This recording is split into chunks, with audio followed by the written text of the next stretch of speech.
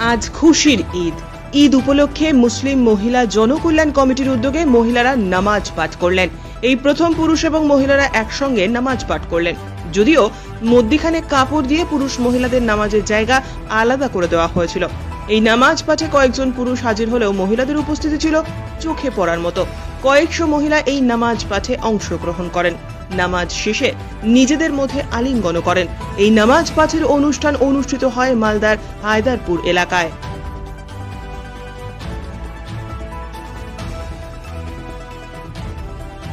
দেখলাম যে আপনি এখানে পুরুষ এবং মাঝে একটা পর্দা ছিল, পুরুষ এবং মহিলারা একসাথে নামাজ পাঠ করলেন।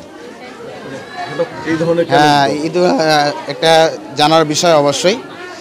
আমরা আসল কথা হচ্ছে যে মুসলিম অমুসলিম যে হোক না কেন, আমরা ধর্ম তথ্যগুলো ধর্ম জিনিসগুলো 99% লোক জানি না। আমাদের সমাজে যেটা চলন্ত ধর্ম চূড়ান্ত ধর্মের সঙ্গে মিলে না। আমাদের অবশ্যই উচিত হবে যে কোনো জিনিস আমরা রেফারেন্স সহকারে দেখব।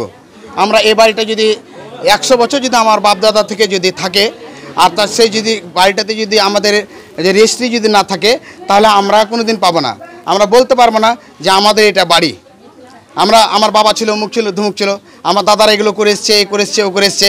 যদি বলছি এটা আমাদেরই বাড়ি, বলছি যে দলিল দাও, বলছে নেই, সেটা তো কেউ হবে মানবে না।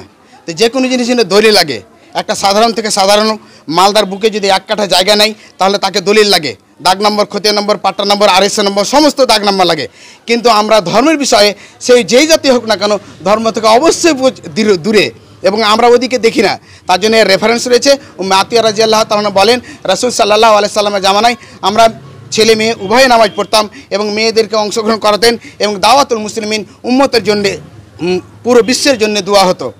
তাহলে আমরা সেই জিনিসটা জানি না বা করি না। অবশ্যই আস্তে আস্তে আমরা জানছি, এগুলোর উপরে আমল করার চেষ্টা করছি। আব্বাস রাদিয়াল্লাহু তাআলা বলেন, রাসূল সাল্লাল্লাহু আলাইহি সাল্লামের জামানাতে মেয়েদের কাছে আল্লাহ রাসূল সাল্লাম খুতবা দিতে গেলেন। যাওয়ার পরে খুতবা দিয়ে বললেন, এ মেয়ের জামাতেরা, তোমরা কি করো? দান করো। তাহলে বোঝা গেল যে মেয়েরাও অংশগ্রহণ করেছিলেন। তাহলে একটা কি যে পৃথকভাবে, যেরকম আপনারা দেখলেন যে একটা ছেলেরা আলাদা, মেয়েরা আলাদা, এই শৃঙ্খলা বজায় রেখে ঈদকে উদযাপন করতে হবে এবং প্রীতি সম্প্রীতি সবাইকে জানাতে হবে। নিজের বিভিন্ন রকমের যে ক্রিয়াকলাপ রয়েছে এবং আমরা যে ডিজে এবং বিভিন্ন রকমের যে লাইটিং, রাস্তাকে ব্লক করে দেওয়া, এগুলো শরীয়তে কোনো জায়গায় নেই। আমরা নিজের মন ভেতর করি।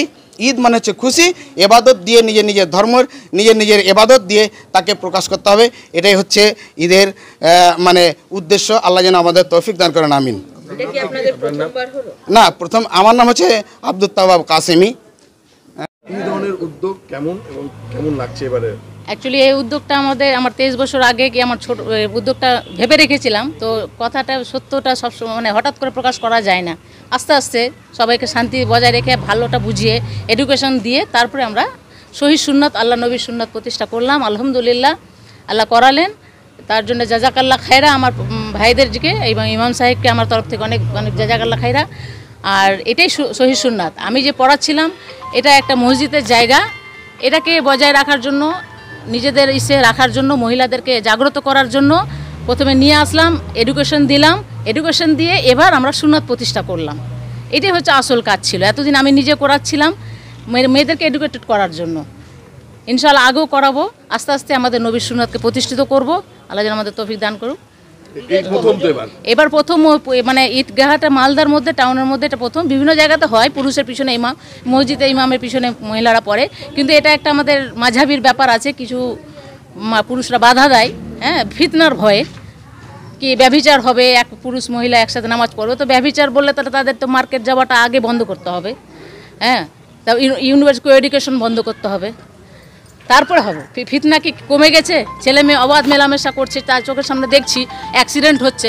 সেটাকে মাথায় রেখে আগে বলছি, যেখানে প্রার্থনা, যেখানে আল্লাহর আইনকে জানতে পারবো সেখানে ফিতনা হবে, আর যেখানে মার্কেটে আল্লাহর আইনকে জানতে পারবো না সেখানে ফিতনা হবে না। এটা মানুষের মিসকনসেপ্ট। মানুষকে ভালো বোঝানোর জন্য আমি উদ্যোগ নিয়েছি। আশা করি আমার হানাফি ভাই, সালাফি ভাই তো বুঝেছেন, হানাফি ভাইরাও বুঝবে। আল্লাহ তাদের তৌফিক দান করে বোঝার।